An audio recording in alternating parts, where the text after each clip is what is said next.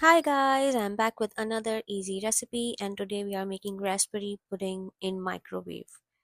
We'll need all these ingredients. We have to add milk to a blender jar, add sugar, add egg 1 spoon of plain flour, few drops of vanilla, 1 spoon of oil and blend it well. Now place raspberries in ramekins. Pour your milk mixture over the raspberries, microwave it for 3 minutes, and dust with icing sugar and eat with joy. See you next time.